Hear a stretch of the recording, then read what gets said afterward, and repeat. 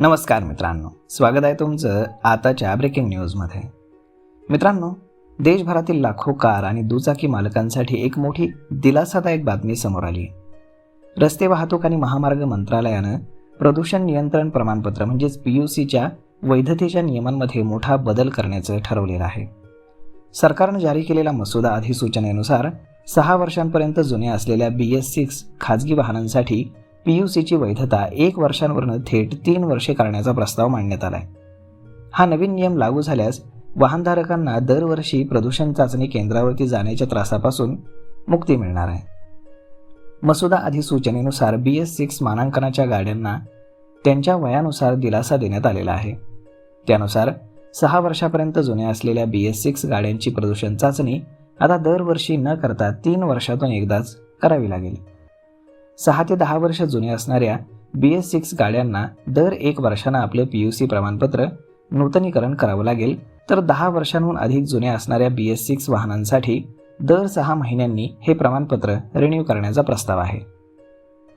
एकीकडे नवीन BS6 गाड्यांना मोठा दिलासा गेला असताना दुसरीकडे जास्त प्रदूषण पसरवणाऱ्या जुन्या वाहनांसाठी नियम अत्यंत कडक करण्यात आलेत।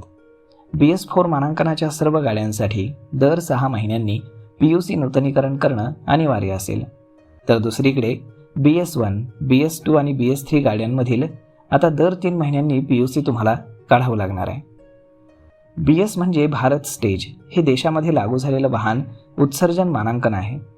वाहनांमधून निघणाऱ्या carbon monoxide, nitrogen oxide, hydrocarbon आणि पार्टिक्युलर मॅटर सारख्या प्रदूषकांवरती नियंत्रण ठेवणं हा या मानांकनाचा मुख्य उद्देश आहे।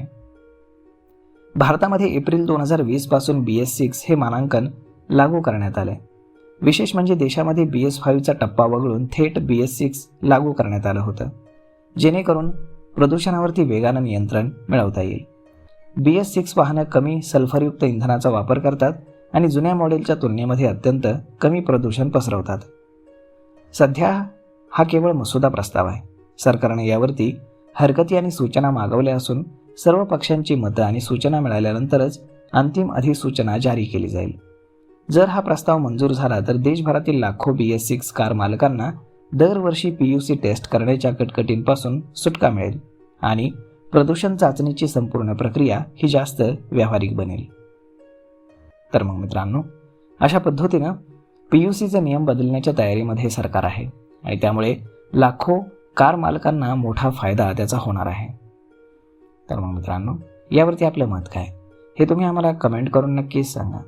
आणि जर हा व्हिडिओ तुम्हाला आवडला असेल तर आपल्या जवळच्या मित्रमंडळींसोबत देखील हा व्हिडिओ तुम्ही शेअर करायला विसरू नका। धन्यवाद।